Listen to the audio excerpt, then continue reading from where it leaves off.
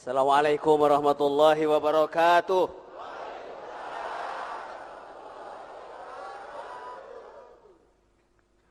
Alhamdulillah rempeg perentul. Pada malam ini alhamdulillah pembina pengajian Tabaruk untuk Sudur telah hadir, di mana beberapa malam beliau bukan absen tapi ancang-ancang untuk loncat. Ada SMS barusan lagi turun ke sini, mohon jawaban katanya. Apa betul ada dosa yang tidak bisa ditebus dengan sholat, dengan zakat, saum, haji, umroh, kecuali ditebusnya itu dengan susah payah mencari nafkah rezeki? Apa iya betul ada? Kata saya ada. Dosa apa itu? Dosa malas. Orang lain usaha, dia tidur nyenyak, makan lahap, tapi usaha nggak mau. Assalamualaikum warahmatullahi wabarakatuh. Assalamualaikum warahmatullahi wabarakatuh. Bismillah, alhamdulillah, wassalatu wassalamu ala rasulillah wa alihi washabihi wa mawala. Amma ba'd. Saya tidak sempat salin dulu karena memang tidak datang untuk tampil. Karena saya sudah lihat ada anak saya, ada Al-Mukarram yang lain, karena itu datang di belakang ngumpet udah. Mohon maaf ini masih pakai baju besi karena baru selesai rapat. Saya tidak akan ceramah. Barangkali para ikhwan akhwat ada pertanyaan-pertanyaan yang perlu diperjelas. Silakan. Langganan. Assalamualaikum warahmatullahi wabarakatuh. Mohon penjelasan tadi tentang masalah syahwat diserupakan dengan arad dan ma'rifat diserupakan dengan sama. Wajah syabahnya apa? Terima kasih. Yang lain.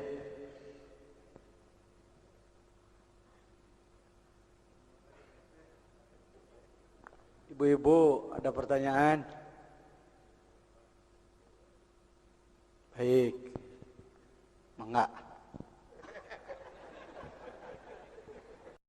Kursinya atuh satu lagi kursinya. Karena belum ada kursinya, yang jawab Bapak dulu.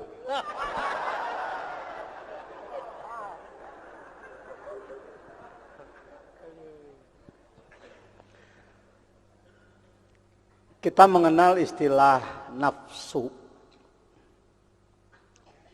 syahwat, hawa.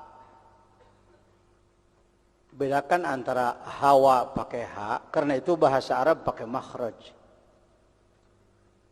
Kalau ha besar di dada, ha. Kalau ha kecil di tengah tenggorok, ha.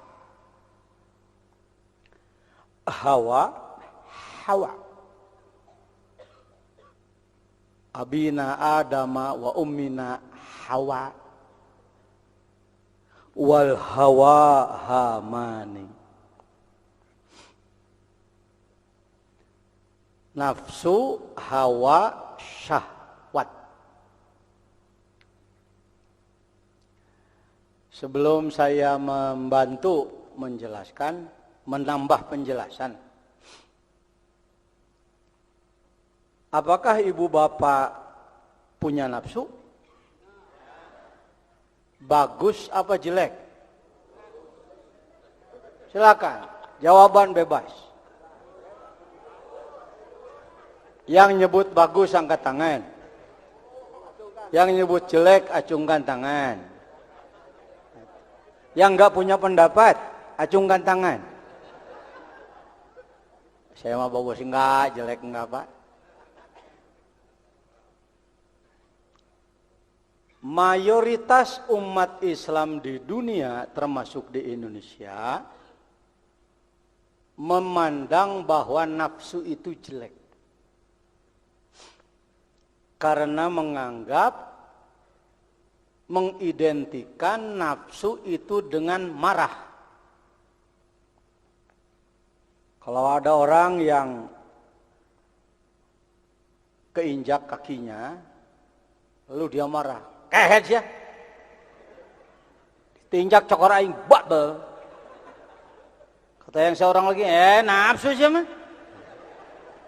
tong nafsu tuh. Ini dramanya begitu, dramanya, supaya jelas. Ini penyebab nafsu dianggap jelek, karena nafsu didefinisikannya dengan marah. Marah itu bahasa Arabnya godob, marah. Nah, syukuri kalau orang sudah berpandangan bahwa nafsu itu marah, syukuri. Loh, kok disyukuri Pak Jajan sudah punya pendapat daripada tidak punya pendapat sama sekali.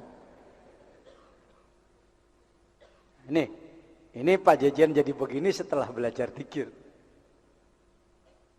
Belajar menghargai orang. Jangankan yang baik, yang jelek pun masih dihargai. Karena yang jelek itu calon baik. Jangan dikira yang baik itu tidak pernah jelek.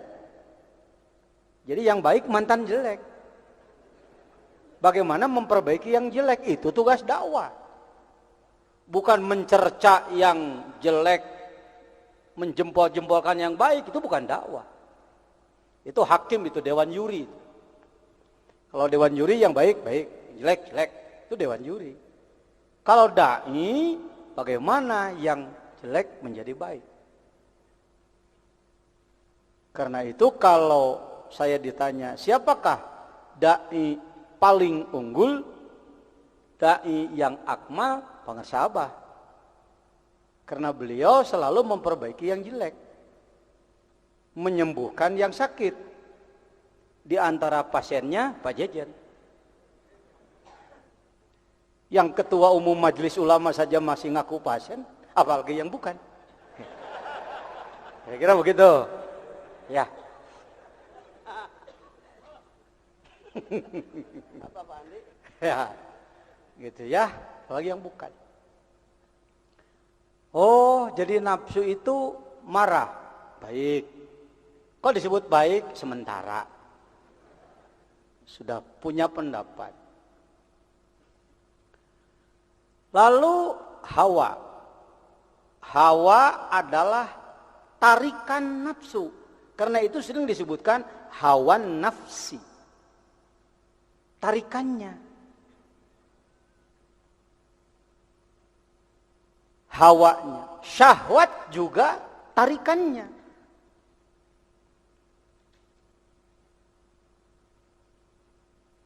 Bagaimana pandangan kita terhadap hawa dan syahwat? Tergantung juga pengetahuannya. Kalau dia memaknai syahwat adalah birahi, tarikan-tarikan nafsu, maka syahwat jadi jelek. Maka hawa jadi jelek. Tetapi kalau kita mengikuti kearifan Syekh Mursyid, mengikuti itu ya kalau kereta api beliau lokomotifnya kita gerbong ke 30 gitu.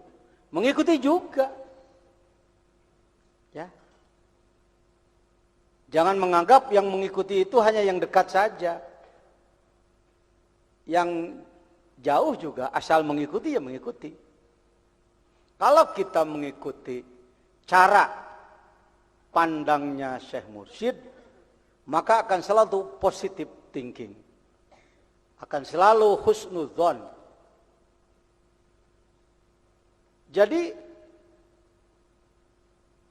nafsu itu baik atau tidak, maka akan dikatakan baik. Syahwat baik. Hawa baik. Loh kok baik Pak Jejen? Kalau orang tidak punya syahwat, tidak punya hawa nafsi, maka tidak akan punya keinginan. Tidak akan punya keinginan. Coba kalau seluruh laki-laki tidak punya syahwat terhadap perempuan, tidak akan ada kantor urusan agama. Tidak akan ada mubalik diundang untuk ceramah perkawinan. Tukang rias itu juga tidak laku. Gara-gara tidak ada apa? Tidak ada syahwat. Jadi, alhamdulillah, ada apa? Tuh, coba. Hadena hadir malam 11. Waduh, mahal itu, mahal. Ya, tidak ada ciptaan Allah yang tidak bermanfaat. Innallaha la yastahi ayyadriba mathalan ma ba'udatan fama fawqaha. Tidak akan ada yang tidak bermanfaat. Alhamdulillah, ada apa? Di mana? Dalam diri kita. Kurang nafsu makan beli jamu. Nafsu makan kan ada. Kurang nafsu malam Jumat. Beli jamu nafsu ramuan Madura tangkur rahasia tong loba omong nu teu nyaho bejaan.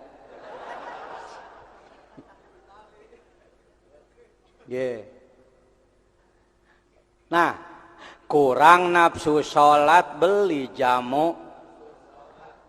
Apakah Sido muncul sudah membuat jamu nafsu sholat? Air mancur sudah membuat jamu nafsu sholat? Apakah ibu dan bapak sudah punya jamu nafsu sholat? Sudah. Nu diterangkeun ku Neng tadi, jeung ku Asep, zikir itu. Jamunya itu. Oh, bulet. Alhamdulillah. Mengapa tadi di dalam kitab disebut ardi? Disimbolkan dengan kerendahan.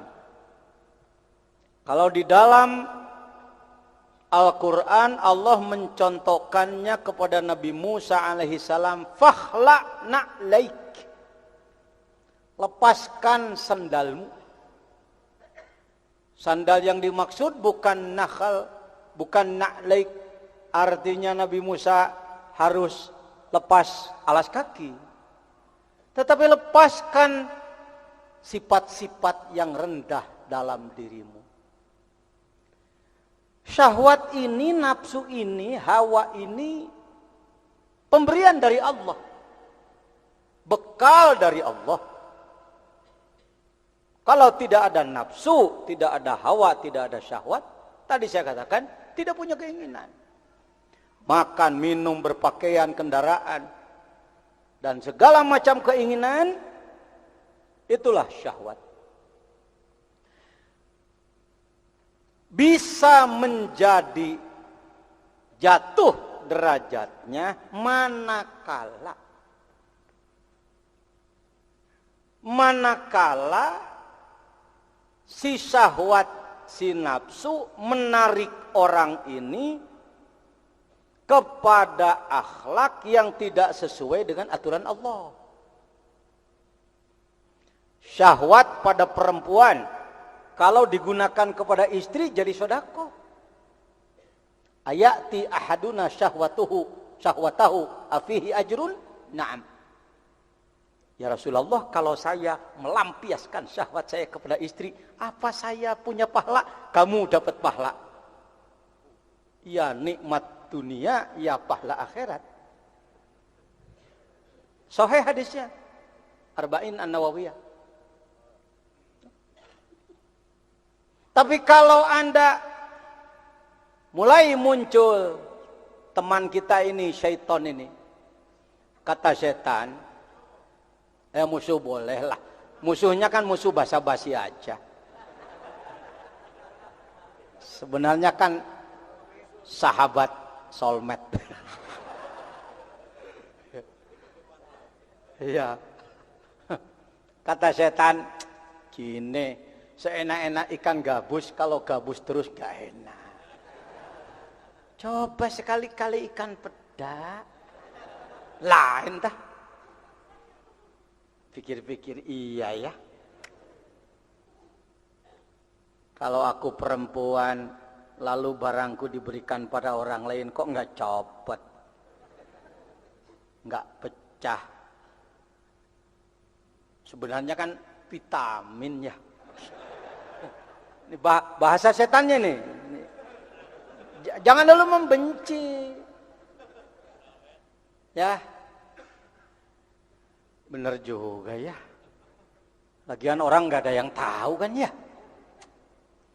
Dan di Indonesia kan musim di mana-mana. Nah. Syahwat, nafsu bergabung dengan syaitan. Akhlak karimah, akhlak sayyi'ah. Akhlak baik, akhlak buruk. Nah, yang buruk-buruk ini tinggi apa rendah? Kalau diibaratkan tinggi rendah, langit apa bumi? Si nafsu, si syahwat, si hawa menjadi sederajat dengan bumi rendahnya karena dijadikan alat kepada akhlak yang buruk. Ya, makan. Boleh apa enggak makan? Makan untuk menyegarkan badan. Kalau badannya masih, kesegarannya tergantung pada makanan. Yang disebut alam asbab. Silakan rasakan. Ada orang yang makannya 40 hari sekali, nggak usah bingung. Wah, itu gimana begitu? Nanti gizinya repot amat. Yang menghidupkan itu Allah. Tahu tongeret? Naon neng bahasa Indonesia tongeret teh? Teh apa? Kalau ini ayahnya, saya bapaknya gitu. Bapak kurang apa? Naon tongeret? Tolet. Nah, tongeret itu namanya. Dengar tongeret makanannya apa? Makanannya angin. Pada tahu. Enggak makan buah-buahan, enggak. Hidup. Ada yang makan seminggu sekali orang itu. Ketika memang Allah berikan kemampuan, kesegaran tubuhnya bukan karena makanan. Ada yang 3 hari sekali, ada yang sehari 3 kali. Ini kita kan sangat kental bermadhab ke barat, itu tadi diterangkan oleh Cep Dadang. Bermadhab ke barat, mengikuti. Jadi makan yang sehat itu adalah harus 3 kali karena kalori. Ya perhitungannya pakai perhitungan gituan. Akhirnya tidur pun harus 8 jam. Sedangkan mulai tidurnya jam 10. Kalau jam 10 malam, 10, 11, 11, 12, 12, 1, 1, 2, 2, 3, 3, 4, 4, 5, 5, 6. Maka bangun jam 6. Kenapa bangun jam 6 atau jam 7? Untuk sehat. Kenapa? Berdasarkan penelitian. Nah ini. Jadi nafsu syahwat hawa kalau dia tidak dikendalikan, maka dia membawa diri kita kepada akhlakus sayyi'ah, pembantahan terhadap Allah, maka menjadi kal ardi, bagaikan bumi. Tetapi kalau si nafsu dikendalikan dengan nurullah, dengan cahaya Allah, untuk menghasilkan nurullah, maka kita belajar zikir. Ternyata dengan zikir yang ada belum juga menghasilkan nurullah, maka kita mencari guru. Itu yang saya katakan. Kalau hari ini di dunia, gak bicara dunia dulu lah, Indonesia saja, jumlah umat Islam kurang lebih 200 juta, dewasa 100 juta, yang sudah belajar thariqat kira-kira 10 juta, maka yang belum adalah 90 juta. Itu kenapa kami selalu mendorong anak-anak siapapun untuk menjadi dai thariqah. Bukan untuk kebesaran thariqah, bukan untuk membesar-besarkan Suryalaya, bukan. Kalau musim penyakit, yang sakit harus diobati. Untung kalau yang sakit memandang bahwa obat adalah obat, maka dia akan mencari itu, kalau diberi akan dimakan. Karena dia sadar bahwa dia sakit dan ini obat. Kira-kira ketangkep enggak omongan saya? Ya mohon ditangkap lah. Dah hese yang ngomong gitu, hese. Yang mikir itu. Ayah ceramah hafalan, ada ceramah himbauan, ada ceramah filsafat, ada ceramah kepemimpinan, yang di dalamnya selalu ada daya ungkit, ada unsur tanggung jawab, ada arah, ada target, macam-macam, bobot ceramah macam-macam. Baik, saya ulang, sampai di mana tadi? Kalau musim wabah penyakit, maka yang diperlukan adalah obat.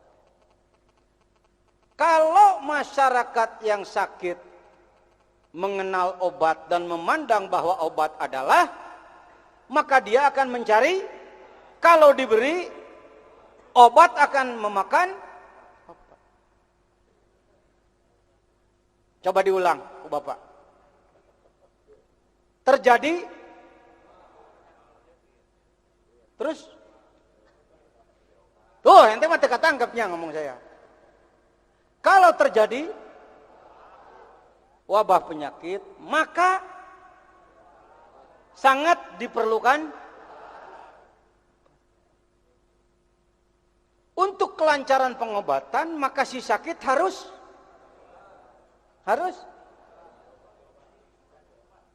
ya bolehlah harus berobat. Saya tuh ngomong itu tadi, ente tuh ngomong gitu. Prosesnya ini kurang luwes Anda berpikir. Ya boleh mencari obat, boleh mencari obat dan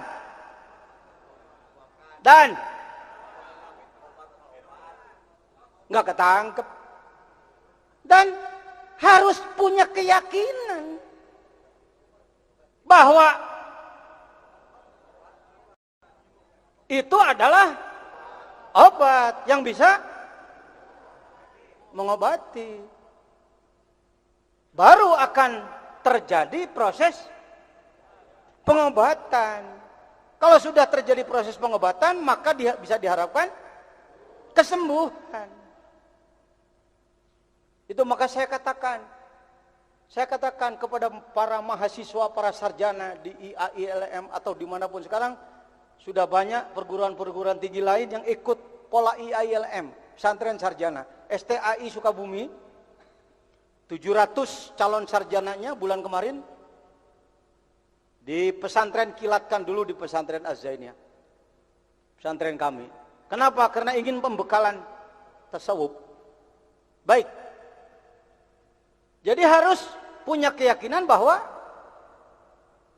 itu adalah obat yang bisa,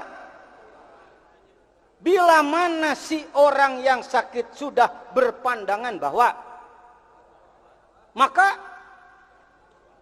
proses pengobatan akan semakin lancar.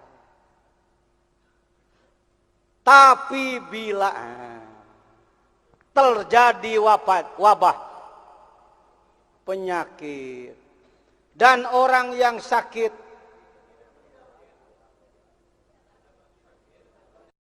memandang bahwa obat adalah racun, maka tidak akan mengkonsumsi obat itu, bahkan menakuti Obat itu akibatnya proses penyembuhan menjadi lambat. Itu yang saya sebut. Saudara-saudara para sarjana IAILM tidak kurang pekerjaan. Bayangkan di Indonesia kira-kira dari 200 juta penduduk, 100 juta dewasa yang muslim, 100 juta kurang lebih 10 juta yang sudah menjadi pengamal thorikot. Itu kalimatnya kurang lebih, Pak. Thorikot, maka masih 90 juta lagi yang belum berthorikot. Ketika kita tanyakan, bapak-bapak sudah berthorikot apa belum? Amit-amit, na'udzubillah min dzalik. Kenapa bapak ibu memandang begitu? Itu kan bahaya, itu aliran sesat itu. Nah ini yang saya sebut, orang sakit memandang bahwa obat adalah tugas kita semua. Pak Jejen kok saklek betul ngomong begitu? Wong kita semua ini mantan. Saya termasuk mantan, ini juga mantan. Mantan orang yang sakit dan memandang bahwa obat adalah racun. Kalaupun diberitahu bahwa ini obat, iya, tapi menggunakannya nggak mau pakai cara. Yang seharusnya itu jamu-jamu diseduh diminum, ini malah dipurulukeun kana mata. Yang seharusnya obat gosok, malah dikucurin ke telinga. Yang seharusnya salep obat luar, malah ditelan. Kira-kira hasilnya penyembuhan apa makin berpenyakit? Bayangkan kalau tidak ada Suryalaya. Pak Jejen bukan hanya Suryalaya, perguruan tarekat di mana-mana. Iya, saya tahu. Karena saya Rois Jamiah Ahli Thorikoh Al-Mu'tabarah An-Nahdiyah yang mengurusi semua thorikot-thorikot khususnya di Jawa Barat dan di negara kita. Dengan hormat. Saya sendiri sudah belajar kurang lebih 7 thorikoh kepada 7 guru-guru saya. Kenapa kok Pak Jejen kelihatannya kentalnya di Suryalaya? Saya tidak putus dengan yang lain, tidak putus. Tidak, dadah, bye-bye. Situ mantan guru, ini guru saya yang sekarang. Tidak begitu. Itu urusan kalbu itu. Urusan roh itu. Saya masih tetap menganggap Kiai Anu guru saya, Kiai Anu guru saya. Tetapi yang saya serahi ruh saya, itu adalah orang yang saya nilai bahwa dia mampu ngurus ruh saya. Ada guru yang cuma ngasih la ilaha illallah kepada saya. Kalimatnya sama la ilaha illallah, tetapi bobotnya jadi wiridan baca-bacaan. Kalau saya mengucapkan, targetnya cari pahala. La ilaha illallah, la ilaha illallah, la ilaha illallah, la ilaha illallah, la ilaha illallah, la ilaha illallah, la ilaha illallah, la ilaha illallah, la ilaha illallah, la ilaha illallah, la ilaha. Berapa Pak Jejen? 1.000, 10.000 umpama. Cari apa Pak Jejen? Cari pahala. Fama ya'mal mithqala dzarratin khairan yarah. Orang yang mengamalkan pasti dapat pahala. Jadi pahala itu hebat ya Pak Jejen? Hebat. Nanti kalau mati surga. La ilaha illallah, la ilaha. Enggak ada yang lebih dari itu Pak Jejen? Enggak ada. Nah. Jadi nangtung saya. Ini ngomong bukan cuma didengar oleh yang ada di sini. Direkam, di Inayah, disebarkan melalui radio. Bahkan melalui internet. Ke seluruh dunia. Kegiatan di Suryalaya didakwakan ke seluruh dunia. Maka hati-hati bicara. Tadi anak-anak kita, kader-kader kita itu berbobot. Dalil-dalil yang lengkap, penyampaian yang fasihat. Itu layak dikonsumsi dunia. Nak. Udah. Baik hadirin. Jempling aja. Oh, dikira pengajian di sini. Ini pengajian internasional, Pak. Jangan sebut pengajian di Lowong. deket Citanui, Bonjengjeng. Jadi yang selalu disebut internasional harus di ibu kota, nggak harus. Ya, baik. Paham? Apa? Obat. Karena saya belajar di beberapa guru lain yang dicarinya pahala. Dan bicara pahala itu Qur'ani, syar'i. Didukung oleh dalil Quran, dibolehkan oleh Rasul. Wong Rasul selalu bicara dari dulu, saudara-saudaraku, kalau kamu jihad fisabilillah, maka kamu akan masuk surga. Bidadari menunggumu. Hadirin, kata sahabat, Allahu Akbar. Modar aing jadi. Neangan nu geulis di Mekah rarese, mending wedadari. Pamajikan nu aya bau kelek. Pamajikan aya nu hebat. Rasulullah itu memotivasi ya. Itu kalau ibadah targetnya pahala.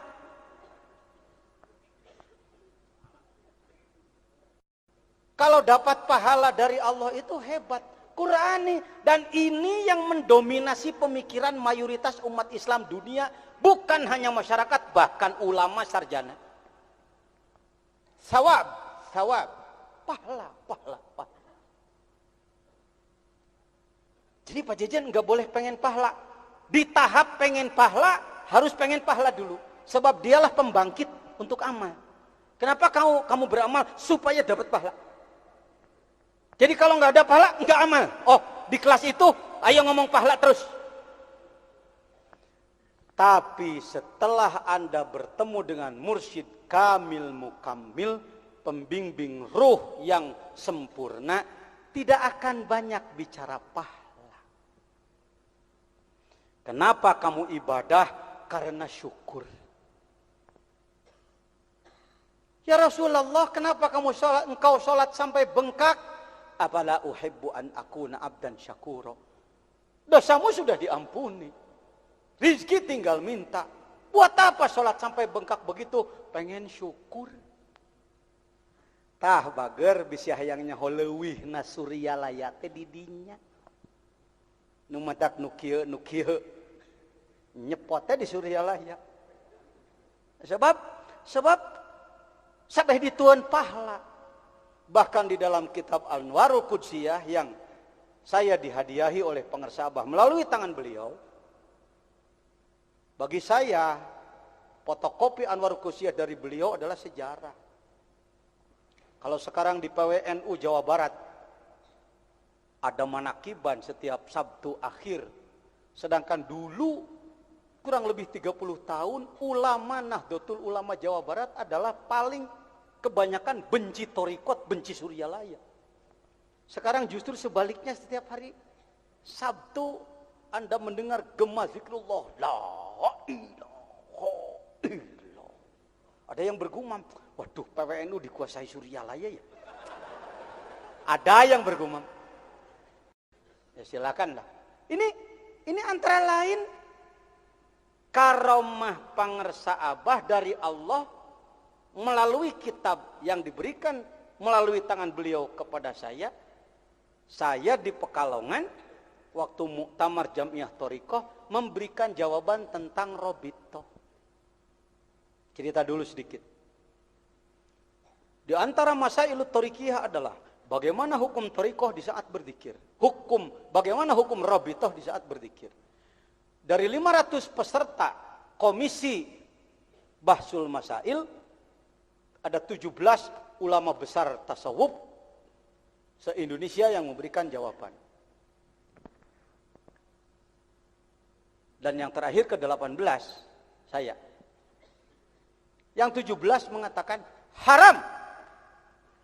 Rabitatul qalbi fi dzikri haram li'annahu syirkun, li'annaha syirkun. Menyambungkan kalbu kepada guru di saat berzikir adalah haram. Karena mengganggu kehusyuan. Harusnya ibadah kepada Allah, wong ini kepada guru, ingat. Itu jawaban ulama Sufi al-Indonesia pada muktamar. Dan ada nomor 18 ikut menjawab saya. Ki Muhaiminan Gunardo, waktu itu kalau tidak salah Khatib Am, almarhum, beliau mengatakan, ini yang ke-18 dari mana? Sukabumi, Kiai. Tahu nggak? Jawa Barat itu nggak punya nama, Pak. Jawa Barat di Medan Muktamar itu seksi tepuk tangan.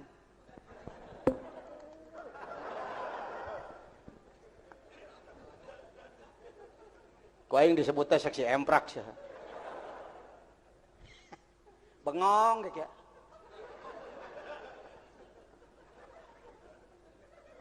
Orang rame Basul Masail ini cari batik.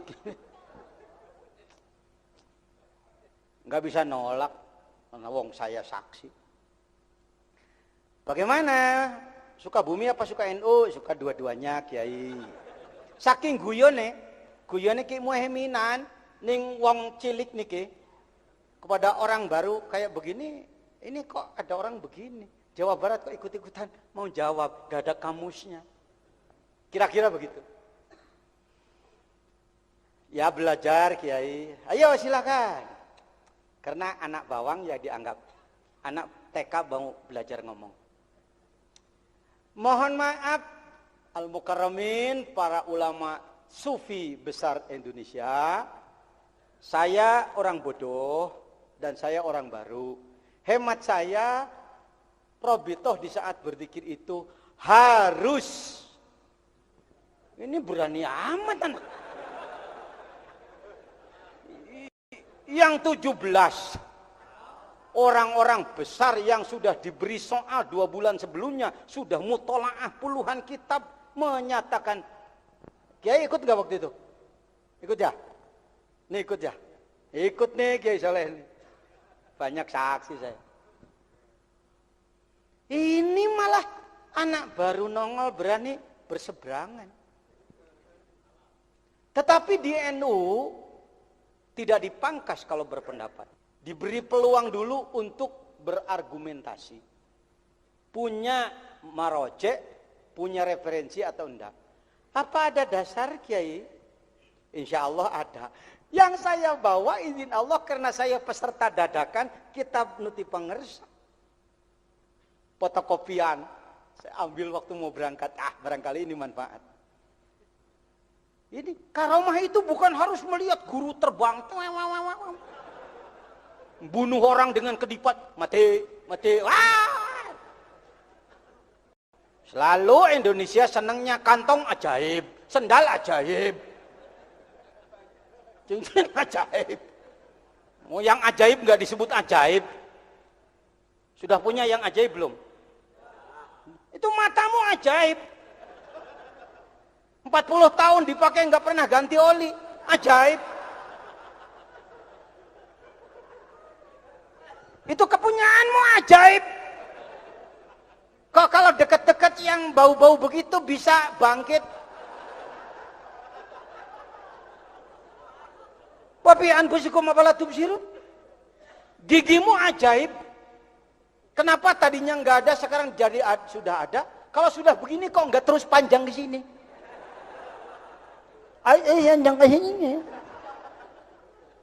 Alismu ajaib. Ini rambut kok ini manjangnya segini, ini kok nggak panjang begini? Remnya di mana? Ajaib. Ini kantong ajaib. Makanya semua balik pada la ilaha. Ya. Wah. Nah. Sampai di mana tadi?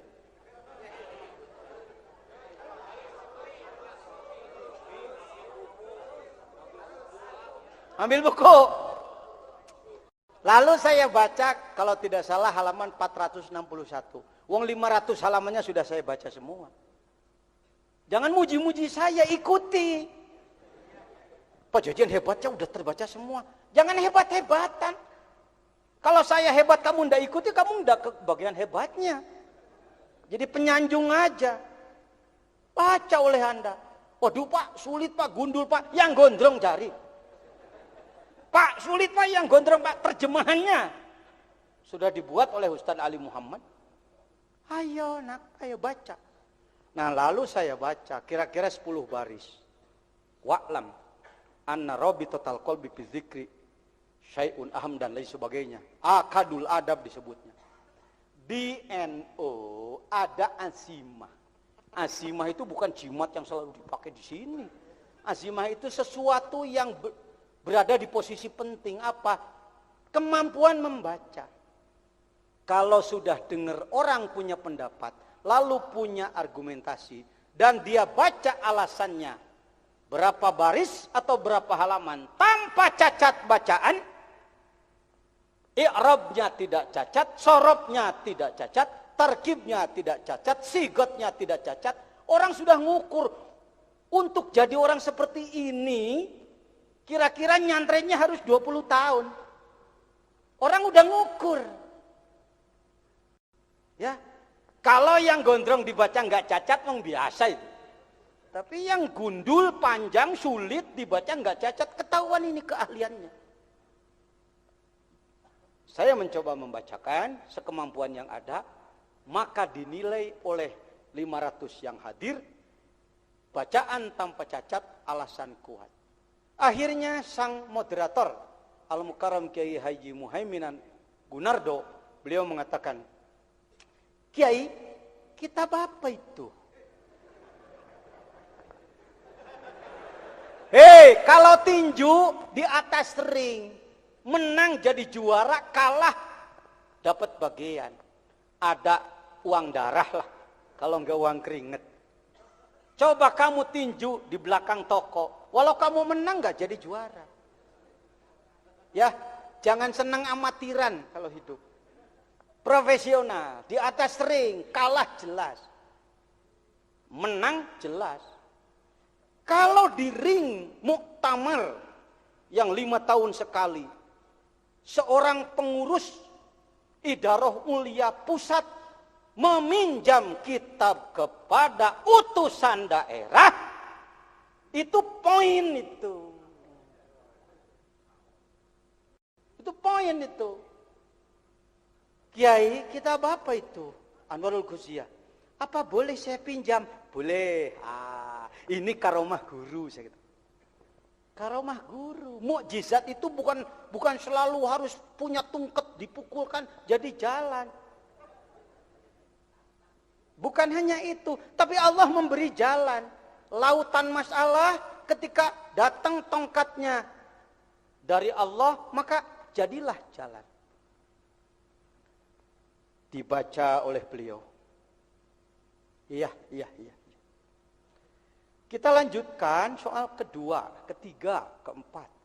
Akhirnya ketika soal kedua, ketiga, keempat, kita juga selalu memberikan jawaban yang dianggap mendasar, maka izin Allah lidah beliau melalui karomat guru pangersa Abah naon nyebut nang pangersa? Dikotrekeun lah.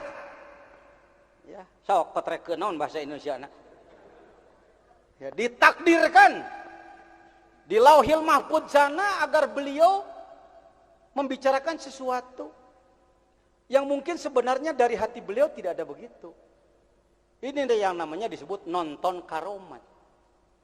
Beliau mengatakan, para musyawirin yang terhormat, rasanya untuk adil kalau kita balik saja. Tadi yang menjawab dari nomor 1, 2, 3 sampai 18, bagaimana kalau kita balik saja? Yang memberikan jawaban pertama nomor 18. Yang lain mengikuti, tapi untuk mempersingkat waktu kira-kira jawabannya sama, ya idem saja. Ini di forum nih, ya, di forum besar, jangan ngumpet-ngumpet. Kita harus sering melakukan seminar. Sukabumi pada Harlah peringatan hari lahir penegakan syariat Islam yang ke-8 kemarin saya adakan seminar tasawuf.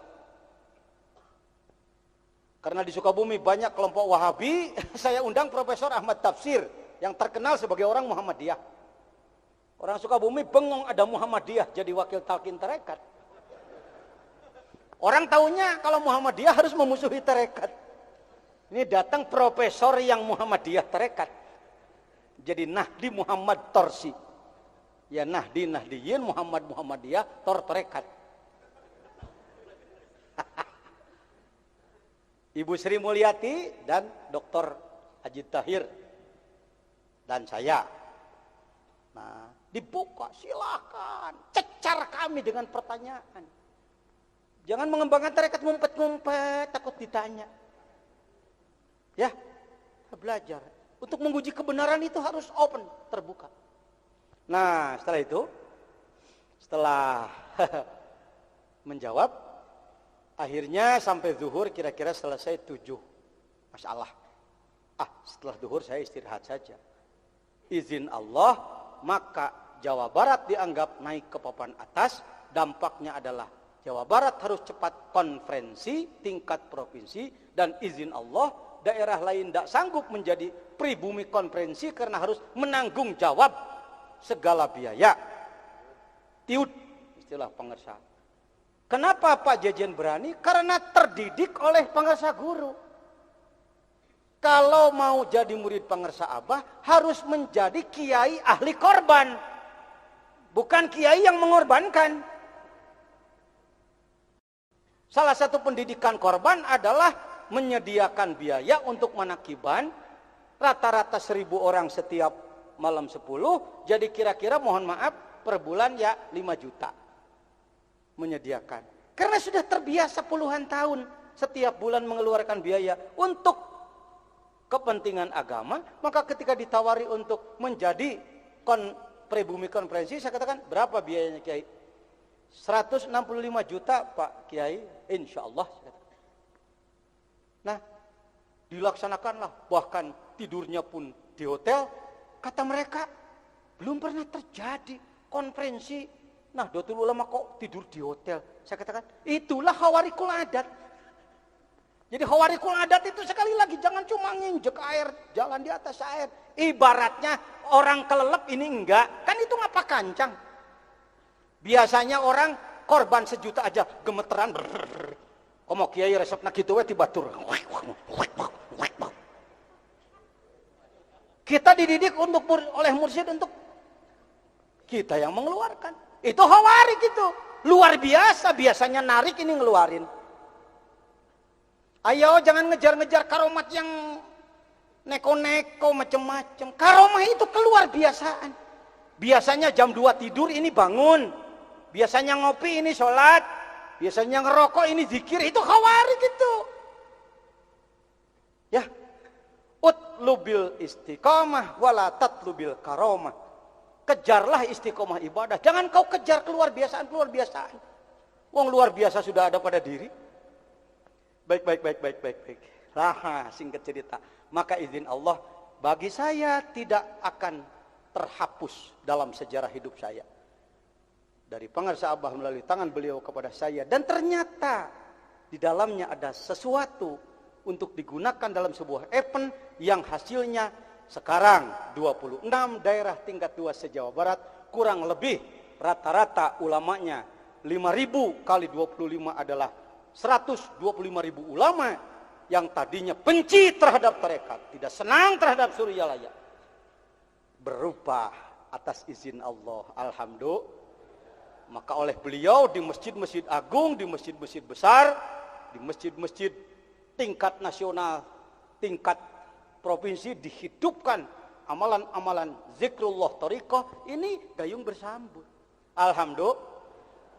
Jadi singkat cerita jawabannya kepada Al-Mukarram, bersyukurlah kita diberi nafsu. Kalau tidak ada nafsu, tidak punya keinginan. Tugas kita bagaimana kita harus mampu mengendalikan nafsu.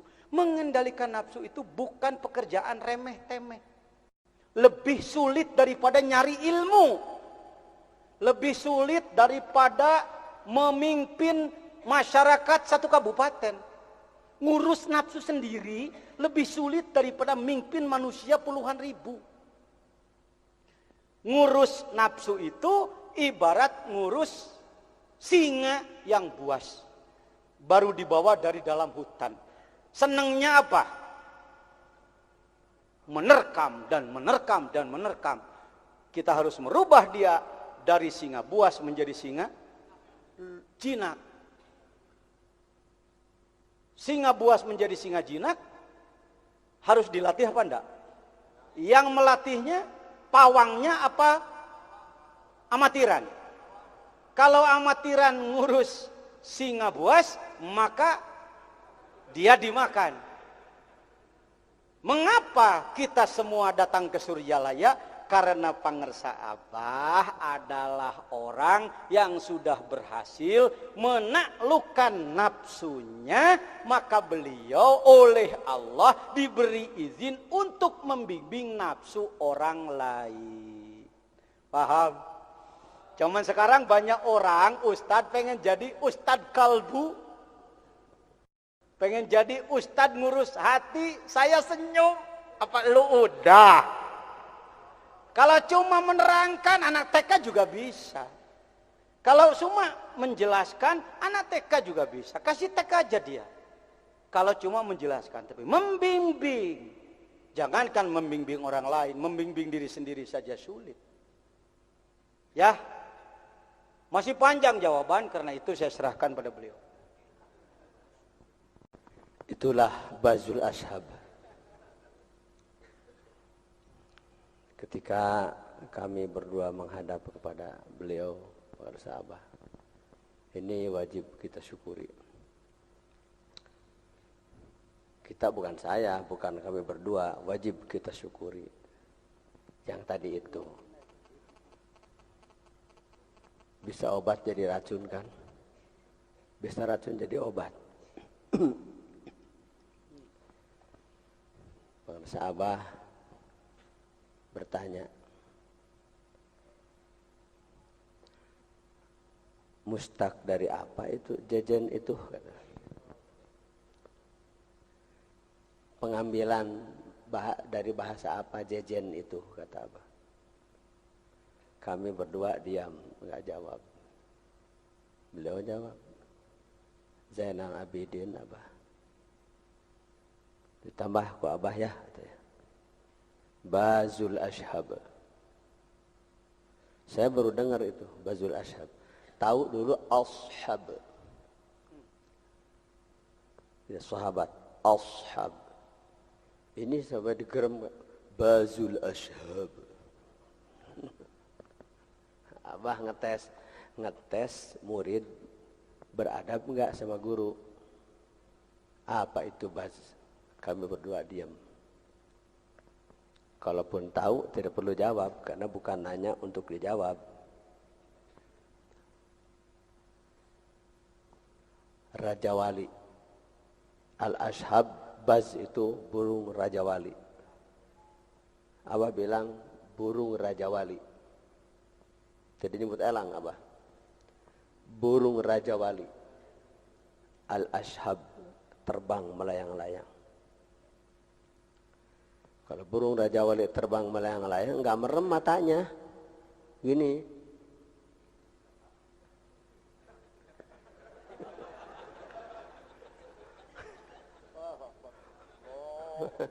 Itu.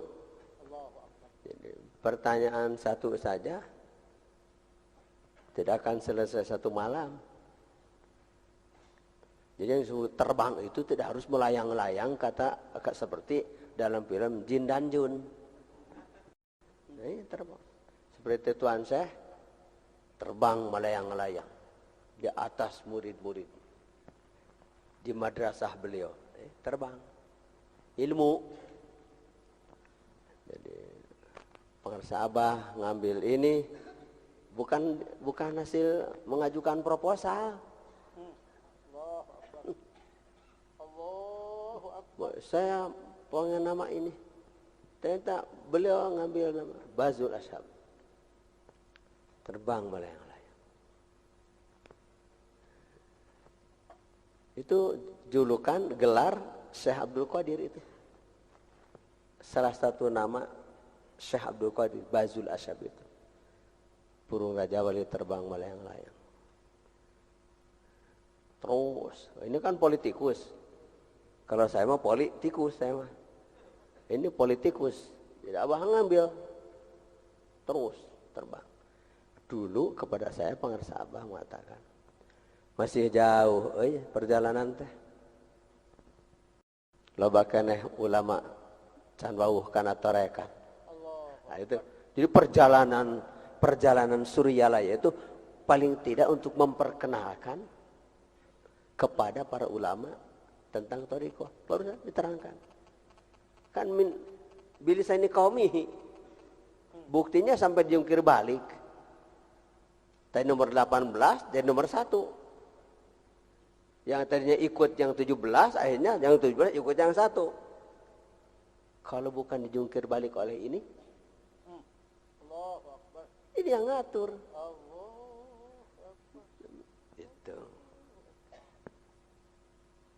Itu busro namanya. Yang dikatakan busro itu busro. Bukti. Itu. Pertanggung jawab. Kesaksian busro. Lahumul busro fil hayati dunya wa fil akhirah. Kesaksian, bukti. Ilmu. Jadi ilmu ulama layan bagi li muridin ayatasadda wa yatasaddara li sayyidnas illa an atalla ilmal ulama wa siyasatal muluk wa hikmatul. Beliau ngambil ahlinya. Gitu. Untuk pertanggungjawaban ilmu. Saya nerusin. Masuk Masjid Raya Jawa Barat, masuk Masjid Agung Tasikmalaya, Ciamis, Banjar, Pelabuhan Ratu, Garut, Subang, Purwakarta, Kuningan, sampai Kubah Emas, Atin, Sukabumi, terus Semarang, sampai Palembang, sampai ke Masjid Dunia, Masjid Istiqlal. Ini pekerjaan ini. Pekerjaan, tayalian, pagawaian, urang sarerea.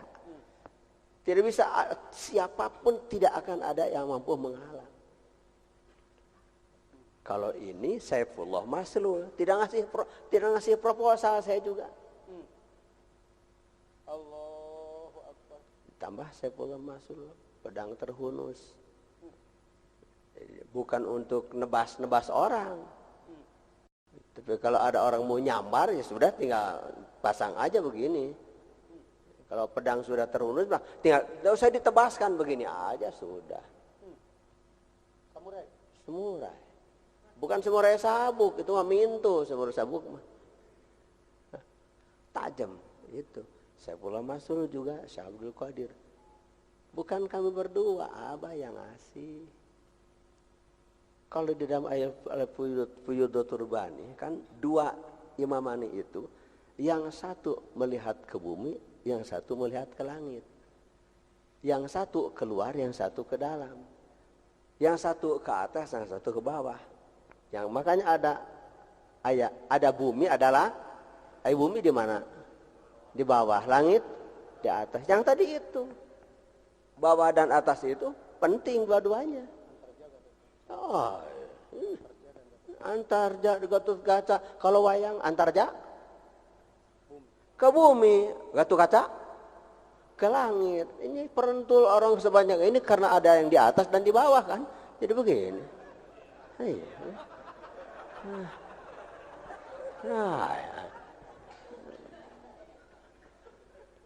Nafsu dan ma'rifat itu penting. Ma'rifat disebut di langit itu bukan di atas. Disimpannya di sini. Ana a'lamukum billah wa annal ma'rifata fi'lul qalbi. Itu di Bukhari itu. Aku yang paling tahu di antara kamu kepada Allah. Dan sesungguhnya ma'rifat itu pekerjaan kolbu. Kolbu. Kalau di SMS, Pak, bagaimana membedakan antara ruh, kolbu, fuad, dan siri? Kata saya, tulisan Anda SMS itu kan ruh, R-U-H. Kolbu, Q-O-L-B-U. Kan beda itu. Fuad, F-U-A-D, siri, S-I-R-R-I. Itu beda itu. Terus ucapkan Kalau diomongkan, ruh, manyun itu, ruh. Kalau kolbu monyong dulu, baru manyun, kolbu. Beda itu. Fuad, manyun dulu, baru nganga, fuad. Kalau siri, nyengir dua-duanya. Kalau sudah tidak ada tulisan, atau tulisan ada tapi mata merem, sudah tidak ada suara, suara ada tapi telinganya tuli, kolbu, ruh saya, kolbu saya, fuad saya, siri juga saya. Simpul itu.